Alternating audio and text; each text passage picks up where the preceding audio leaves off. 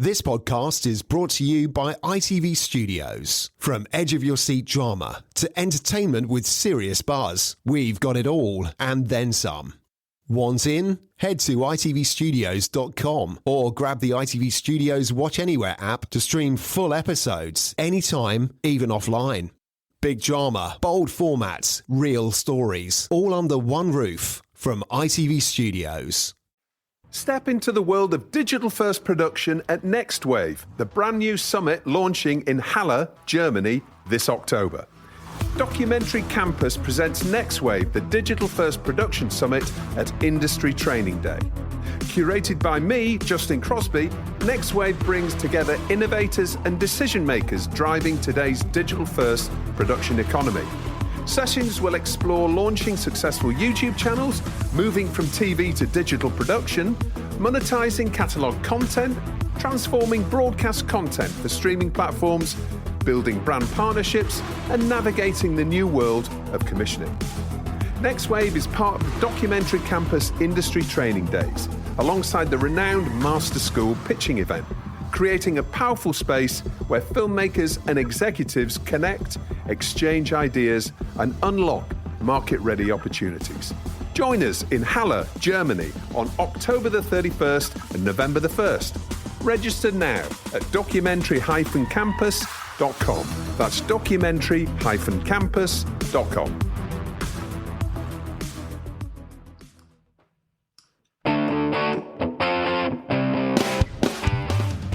Justin Crosby and welcome to another TellyCast. On this week's show, I'm joined by Stephen Arnell. Stephen's worn just about every hat you can think of in TV. He's a writer, producer, and he's got credits including Bob Foss for Sky Arts. He's a broadcast and streaming consultant who's worked with platforms like BritBox, and he's a cultural commentator with bylines in the New Statesman, The Spectator, The Guardian, The Independent, Digital Spy, and many more. He's also a novelist with one book already published and a second one just finished, and a regular media and cultural pundit on radio and podcasts, and occasional lecturer at the University of Westminster. And before all of that, he was controller of ITV3, ITV4, as well as head of digital channel development at ITV. Stephen Arnell, welcome to TellyCast. How are you doing? Oh, very well. Thank you, Justin. Thank you for interrupting your Cornish holiday to come on the show. Well, more of a working holiday, actually, not so much a holiday itself, but yes, thank you. Oh, good. All right. I feel less guilty now then.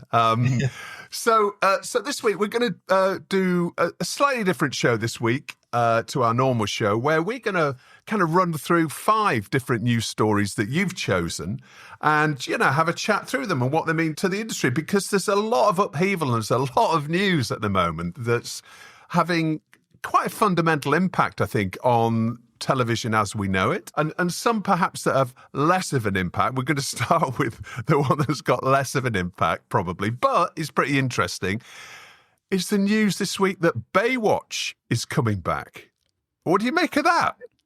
Well, it's what the world's been waiting for, I guess. But I remember, as I said earlier to you, that I did comment to one on this last year, and nothing seemed to have moved since then. But yeah, I suppose that things now, 90s is very retro, and people are very much into the 90s, so I read. So I guess it's time for Baywatch to be revisited. We've had 90210, Melrose Place, and probably quite a few others from the era. So why not? But I think they've got to handle it with slightly more careful hands, bearing in mind that, you know, it can't really replicate this sort of cheesy aspect of it that was so popular then. Or maybe they can, with Trump in the White House. Maybe let's all full steam back to 1993. Well, wasn't it the cheese that made it work, though? I mean, obviously there are certain format points that really made it work. I think, wasn't it one of those shows that was supposed to be that it's for the daddies to be watching it, at 5 o'clock on a Saturday, or I remember there was a movie where I think it was Spy Game with Robert Redford, while the people who were funding the break into China were watching Baywatch at the time and getting very exhilarated by that, if you recall. Yes. That's your point, I admit. But yes, I think that, I mean, you could think, oh, well, let's do it in a completely sort of parodic way, because Son of the Beach, the series, if you remember that, I think I played it on ITV4 at one point. It's a very rude takedown of the series, and there was an awful movie with Dwayne Johnson in it.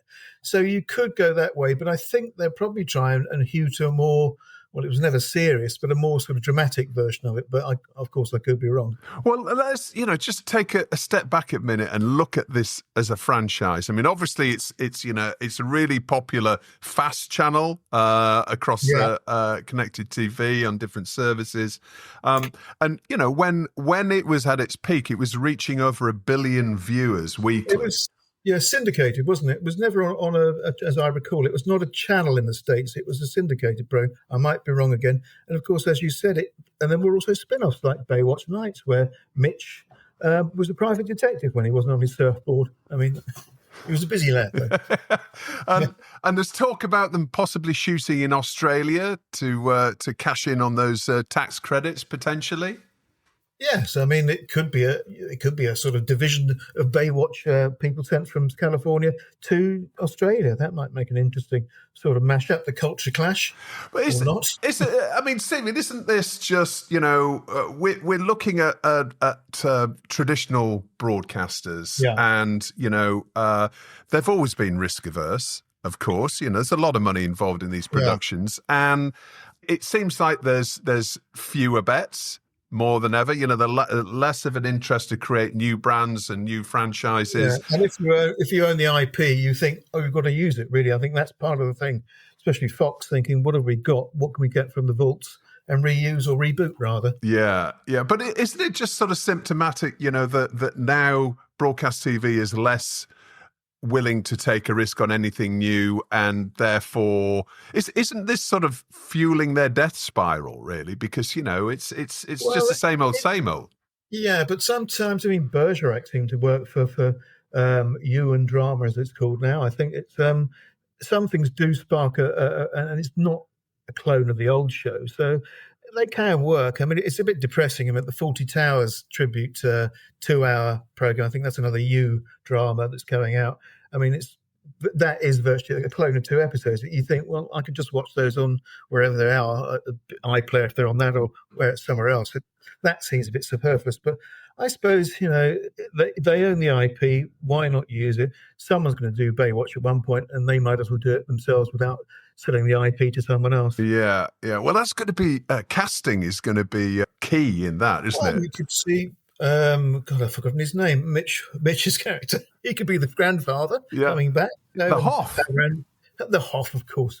And Pamela Anderson could come back as well. At one point, she's a serious actress nowadays, so that she could be introducing the new kids on the block, so to speak. But it's difficult. I always, I wasn't a religious watcher. I remember there was always a bold bloke on it. I mean, I think he's dead now, actually, sorry to say. But that was about the only thing I didn't sort of make an appointment to view.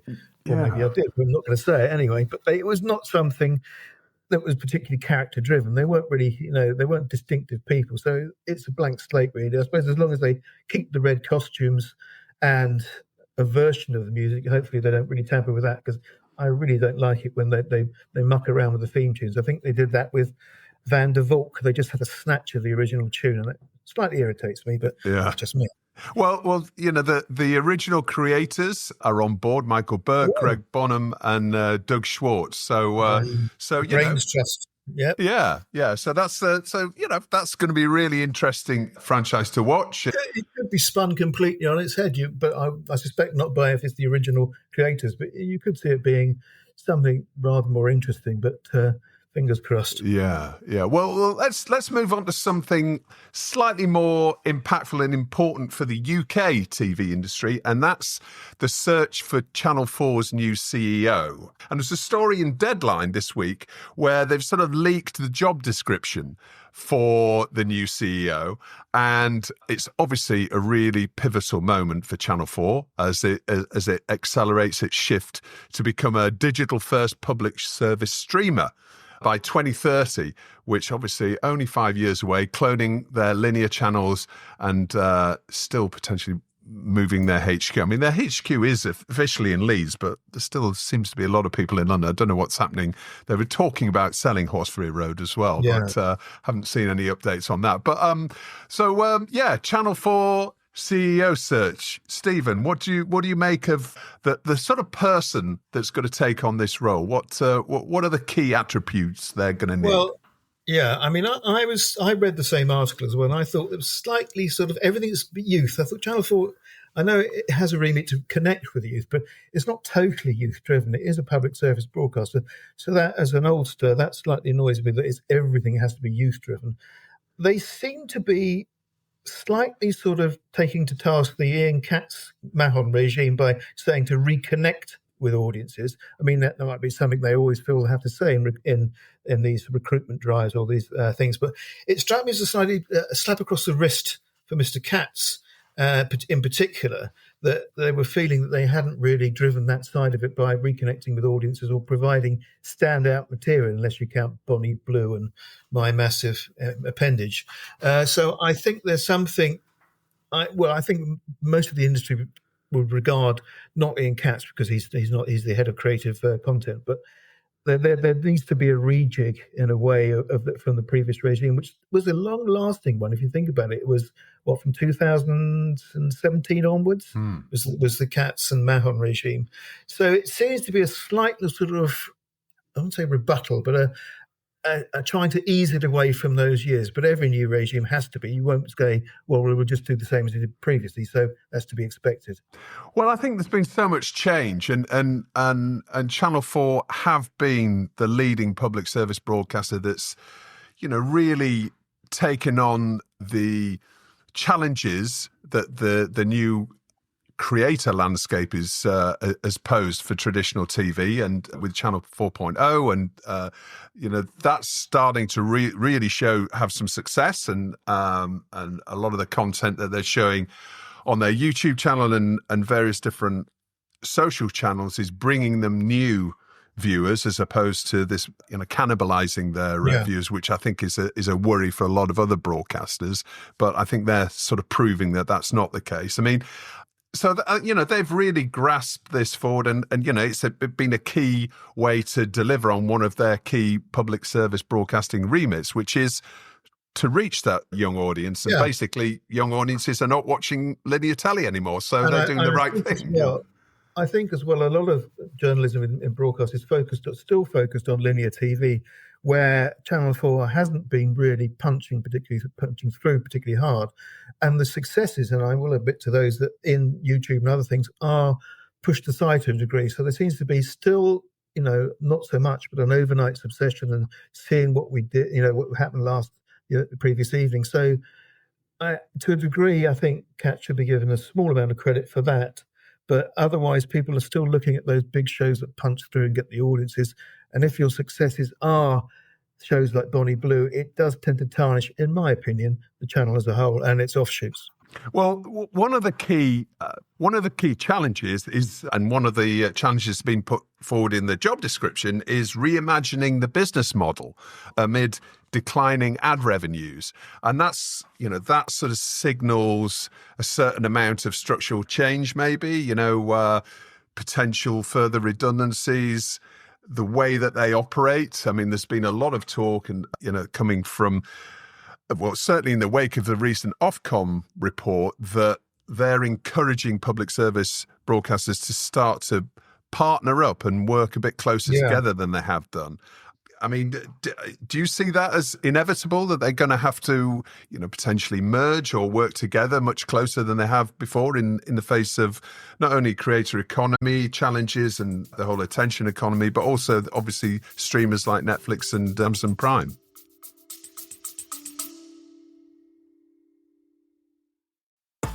Want to get ahead in digital-first content? The Drop is the go-to newsletter for industry professionals, delivering insider news, trends, and insights straight to your inbox. Navigate the fast-changing landscape of digital-first production, distribution, and monetization. Sign up now for free at dropmedia.co.uk and stay informed with The Drop.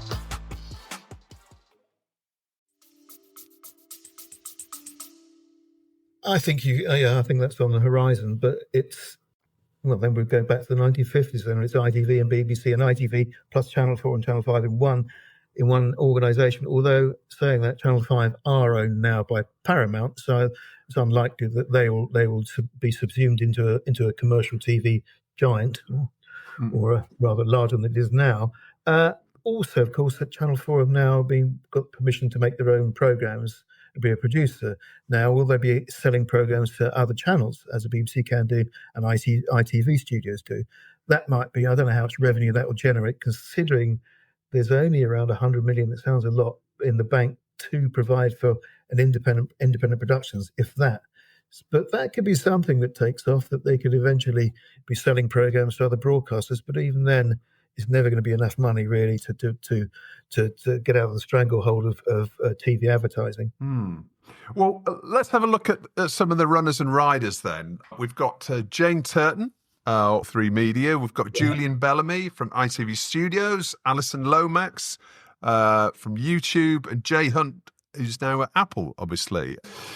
So, there are some major names, as you'd expect, being connected with this. I mean, what do you think is the ideal CV for a new CEO of Channel 4? I mean, do they need to come from a streamer or a social media background, do you think, considering Channel 4's, future as a digital-first broadcaster?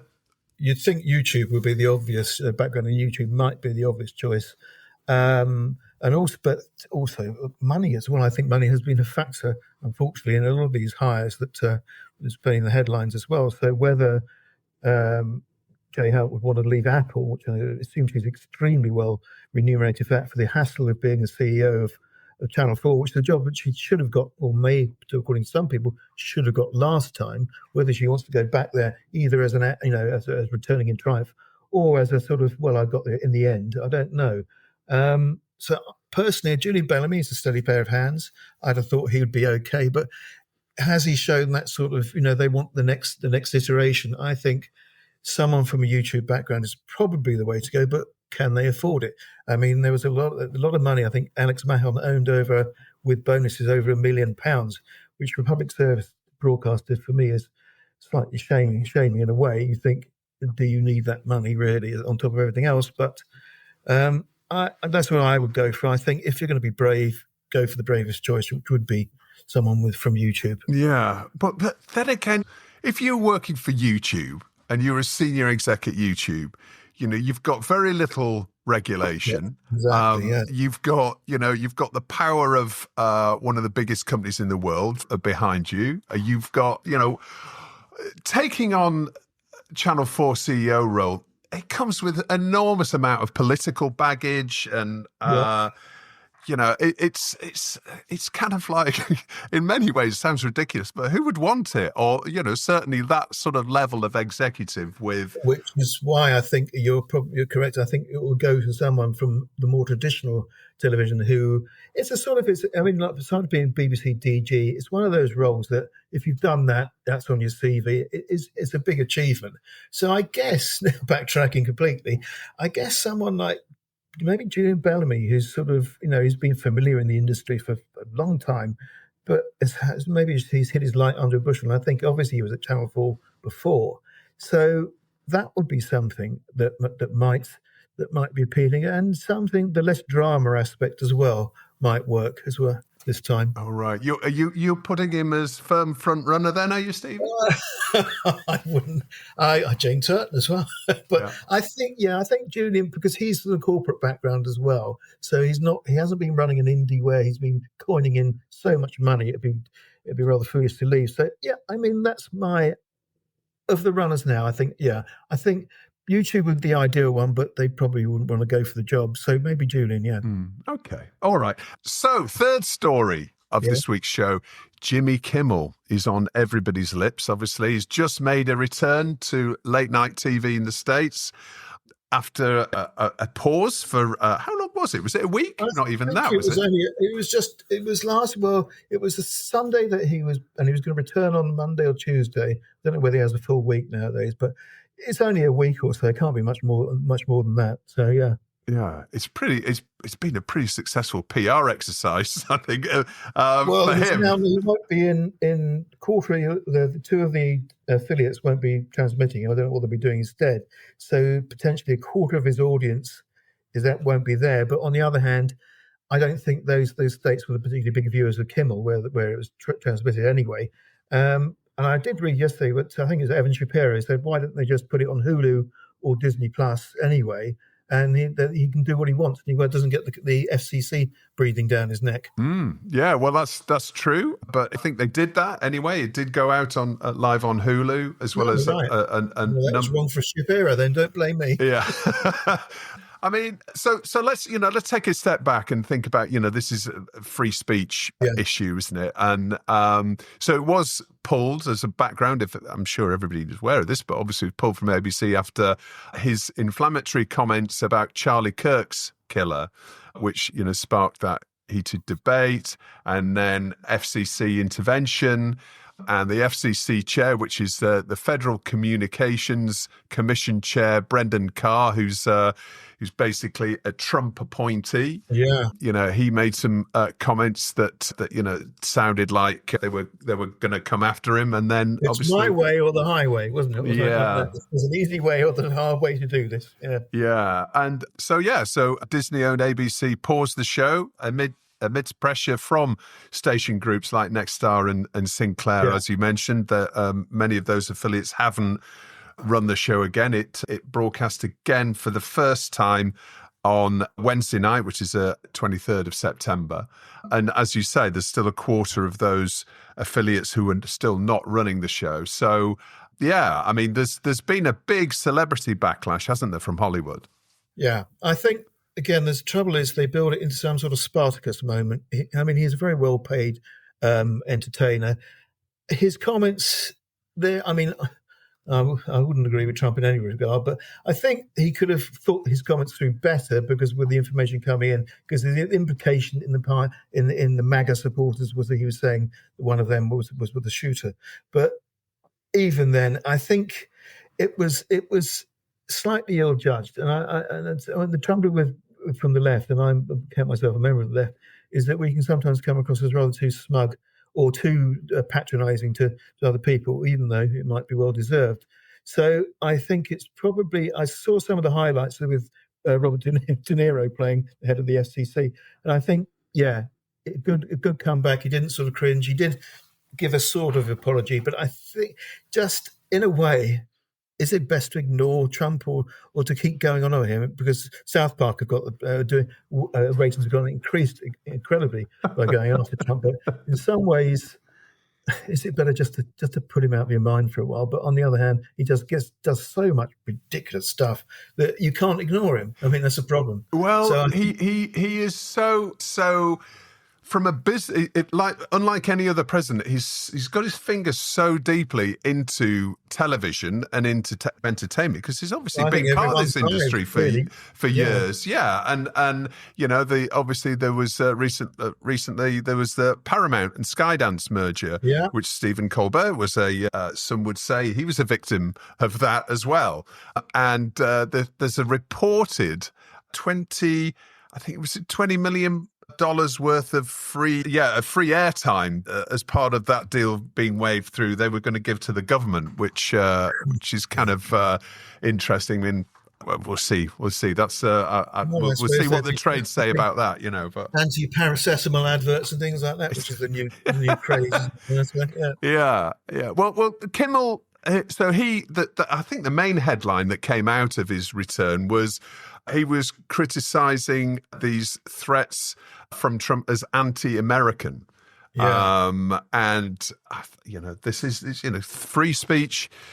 This political discourse is now so toxic particularly across the States, but also across the UK. And we'll come on to talk about a more UK-focused story in a second. It's not totally just the left reacting against it. We've had Tucker Carlson and Ted Cruz saying siding, if not with Kimmel himself, but against the principles of the FCC interfering so much. Yeah, I mean, but overall, I mean, you mentioned earlier on, shouldn't we just ignore him? or should American talk show hosts ignore him? They can't, can they? I mean, he's so powerful and he's getting he's so in involved. Everyone's lives. You wake up and there's always something about Trump. So unless you don't pay any attention to the news whatsoever, unfortunately, he is in everyone's face, really. Yeah. And I know he probably would hate being ignored. Obviously, he loves the publicity, but it's very difficult to do it because without saying you're not doing your job in following what he's up to. Well, he's tweeted, or I shouldn't say tweeted, obviously his own social media platform, Truth Social. He came out and said his quote was, "Something happened between then and now because his audience is gone," capital letters, "and his talent," inverted commas, "was never there."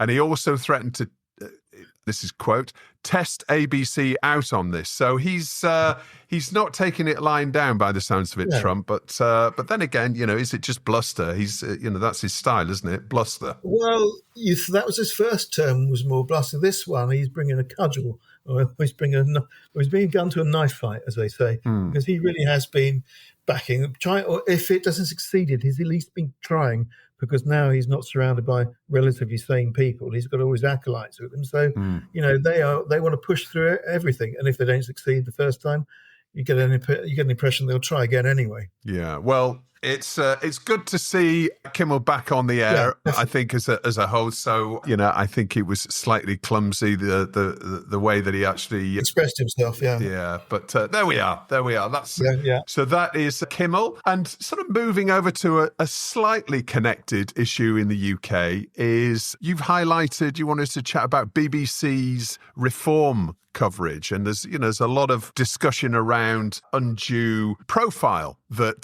the reform is getting with only having 4 MPs. I mean, what's your point here, Stephen? Well, I mean, again, it's not just myself. Obviously, there's been a lot of people commenting about the actual sort of the deluge of coverage we have of Farage and reform. Yes, the polls reflect their current popularity, but as I said to you earlier, that back in 2010, the Lib Dems were on 33% approval, or for voting rather. Currently, Reform are around 34%. Now, I don't recall back in 2010, and I was certainly conscious at that point, that whether there was the amount of publicity and airtime devoted to the Lib Dems. So I know we had, when it was Nick Clegg was in charge, there was a lot of people at that brief period, people supporting him saying, "I agree with Nick." But it didn't translate to this huge amount of coverage where virtually every politics program, certainly on the BBC, seems to have an oversized representation of reform. And I think the conference was played the other day with very little anything commentary on it when they were basically saying, what they wanted, which they can in the conference, but there was no one saying, well, this obviously is factually incorrect or anything like that. It was just done purely without filter. And I think that's to many people, it's strange. Well, I was going to say strange, but when you consider that Robbie Gibb and John McAndrew, who are high up at the BBC, and BBC, McAndrew is director of programmes of BBC News, were both affiliated in some way with GB News, who's the broadcast arm, dare I say it, of Reform Party. It's not that surprising, but it's for me, it's very irritating. Well, I had a look onto the BBC website, a BBC complaints page, and had a look through the complaints that had been made, and they've got a response, and we've given this to the wonderful 11 Labs AI service, and this is what it's reading out for you now, the BBC's response. Let's take a listen. BBC News is committed to providing our audiences with fair and impartial coverage of all relevant political parties. Whenever we invite representatives of any political party to take part in our coverage, we are careful to ensure that views are appropriately challenged and analysed over an appropriate period of time. Our editorial guidelines make it clear that evidence of past electoral support and current electoral support should be taken into account in making judgments about appropriate levels of coverage and prominence. Traditional voting patterns across Britain have been shifting, providing a challenge to established political parties, especially Labour and the Conservatives. At the 2017 general election, those two parties combined won more than 80% of the vote. At last year's general election, that figure was well below 60%. Current opinion polls put their combined support at nearer 40% across Great Britain. During the last year or so, Reform UK, formerly the Brexit Party, appear to have been the main beneficiary of this shift. Our assessments of past electoral support include both representation, i.e. how many MPs are elected, and also vote share, i.e. how many people actually vote for a party overall. Although they have 4 MPs currently, Reform UK won more than 4 million votes in the 2024 general election, making them the third largest party in terms of vote share, more than 14%, behind Labour and the Conservatives, but ahead of the Liberal Democrats, who nevertheless returned more than 70 MPs. In the 2025 English local elections in May, Reform UK won a majority of 10 councils plus 2 mayoral contests, securing more votes across England than any other party, an estimated national share of above 30%. On the same day, Reform UK won a parliamentary by-election in Runcorn and Helsby, with nearly 39% of the vote in that constituency. Assessing current electoral support includes an obligation to take into account legitimate opinion polls, especially where there are robust and consistent trends, as measured by voting intention polls conducted by members of the British Polling Council. All such surveys fully conducted since the May elections, a total of more than 90 consecutive polls, indicate that Reform UK are ahead of all other parties across Britain. During August, the party's polling average across 17 opinion polls from a range of companies increased to 30%, ahead of Labour, 21%, the Conservatives, 18%, the Liberal Democrats, 14%, and the Green Party, 9%.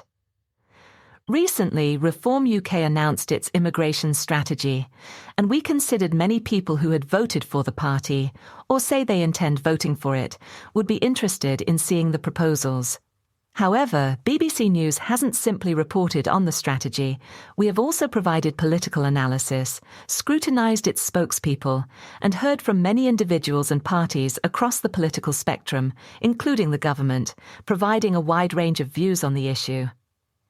With regards to Nigel Farage, he is an elected Member of Parliament and leader of a political party with clear evidence of significant electoral support. Many political analysts across the media, with different political perspectives, report that Reform UK are making the political weather.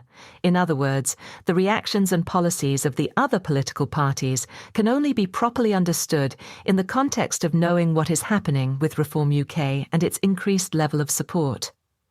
We give careful consideration to ensuring any story concerning Mr. Farage and Reform UK are given proportionate and appropriate coverage on our networks and online.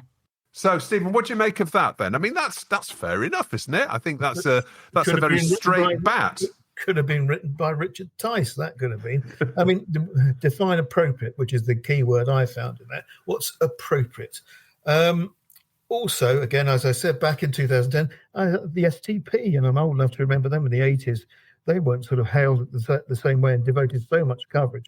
And they were really doing well, as I recall, in the polls in sort of 83 and around that period anyway.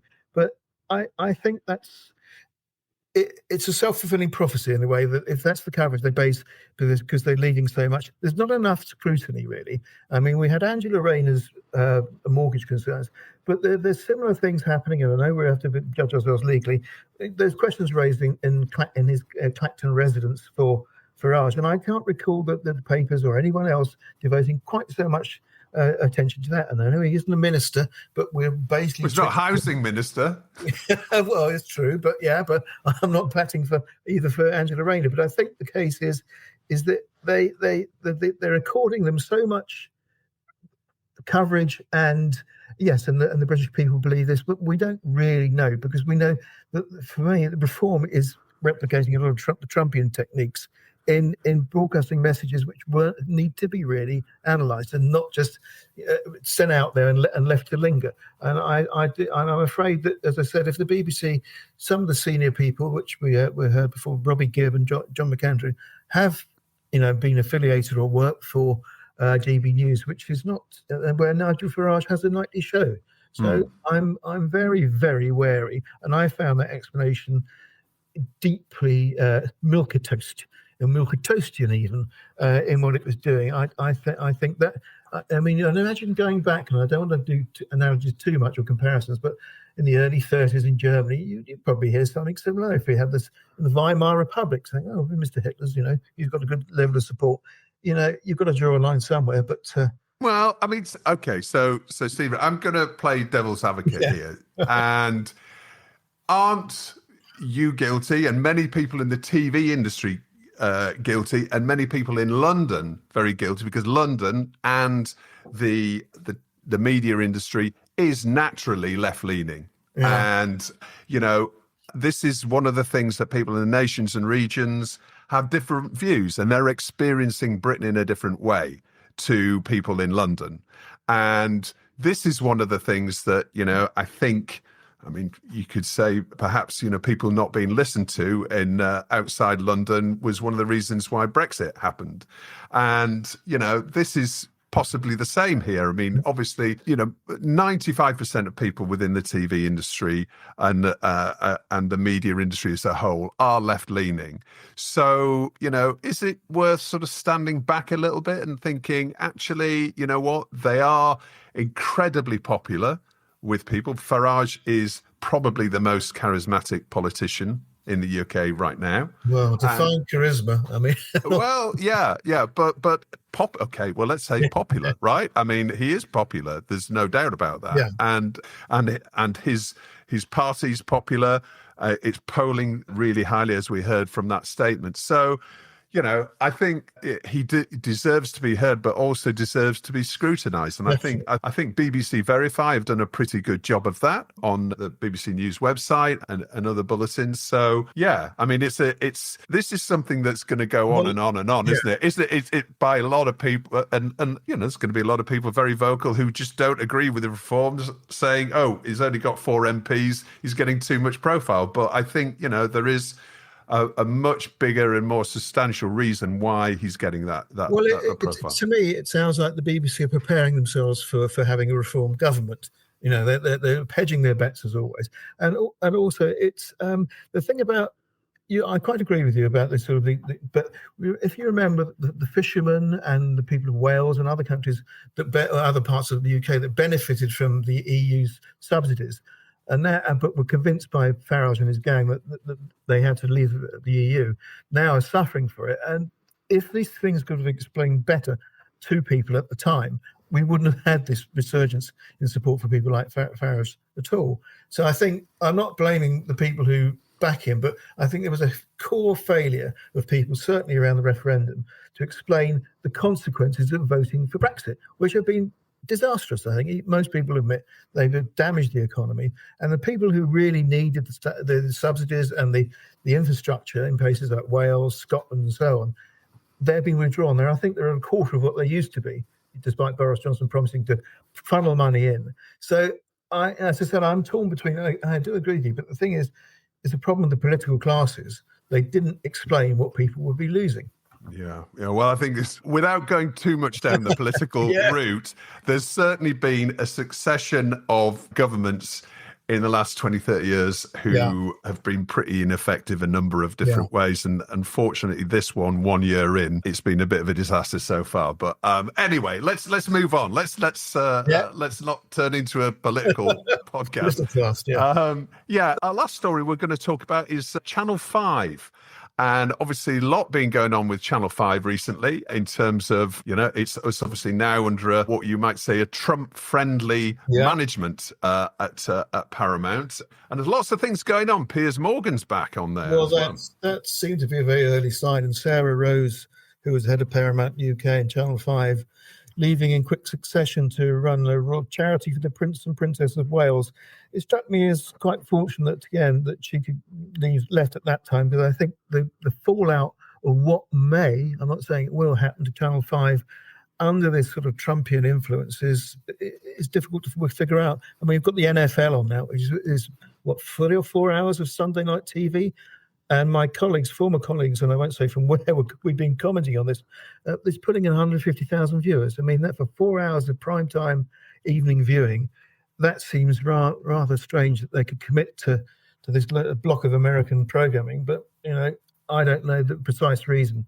But it strikes me that Channel 5, previously Channel of the Year or not Channel of the Year at the moment, it seems to be in an odd position now, because if it's sort of bending itself to more American-style programming, it will probably lose maybe quite a bit of the audience it's got already, who like the intrinsically indigenous English programming, the dramas from Old Creatures Great and Small, and the cosy crime and the travelogues. It seems to me strange mishmash to be the NFL occupying a channel that really specialises in, cosy crime, as I said, and travelogues. Yeah, well, let's talk about NFL coverage. So it was obviously, it was a bit of a coup that they scored that deal to bring NFL free to air in the UK on Sunday evenings.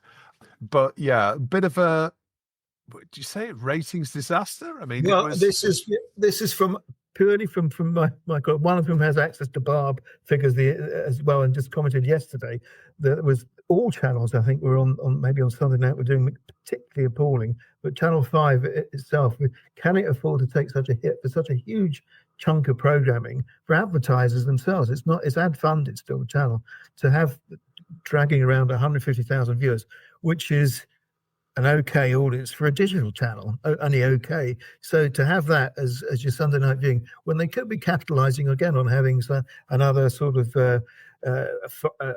cozy crime drama or something of their ilk on there, it strikes me as not a great strategy.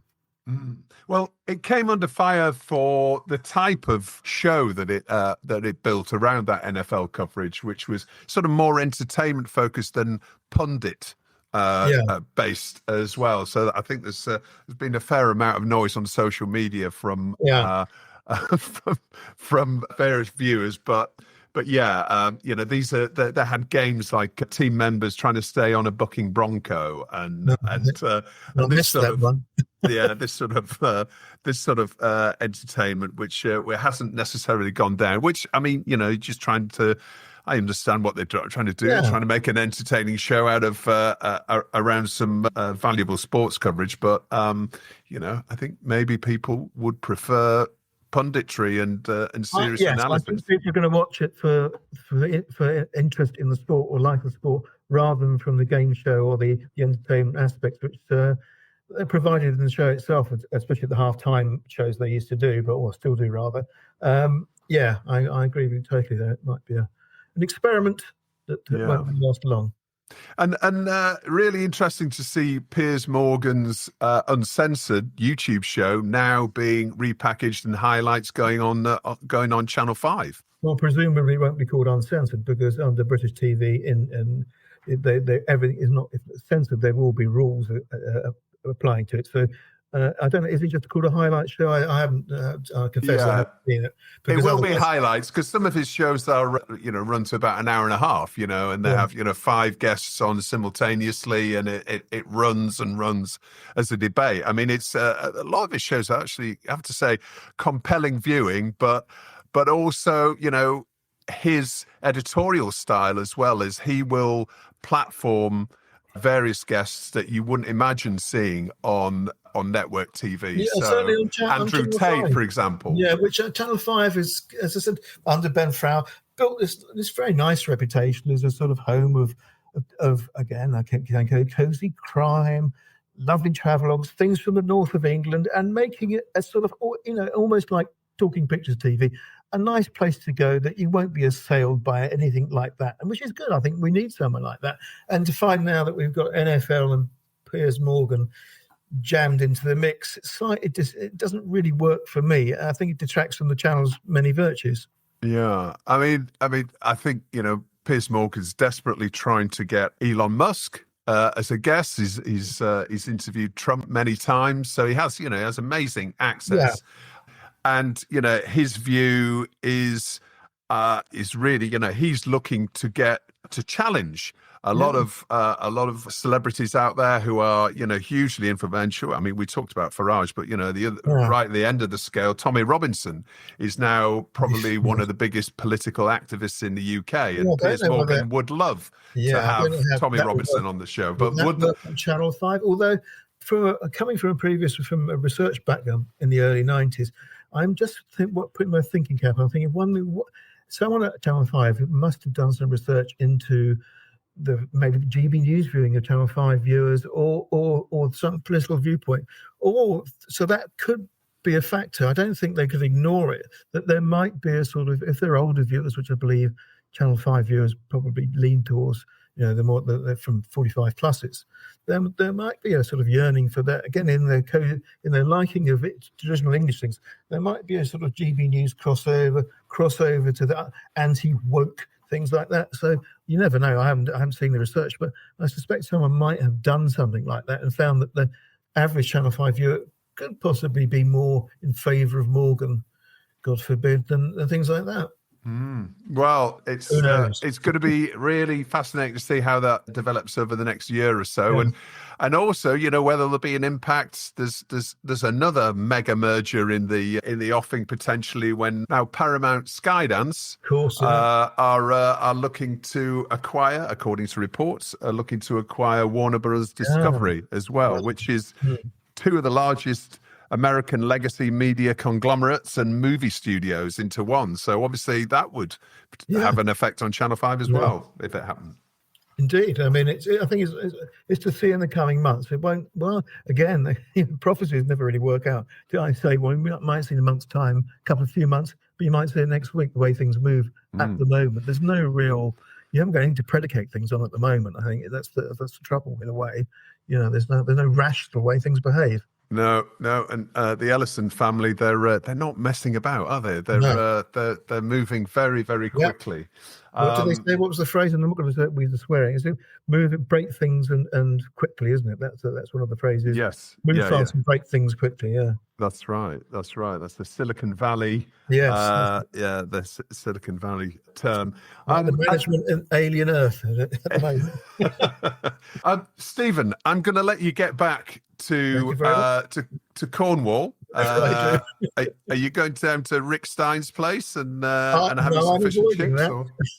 I will be lunching out somewhere.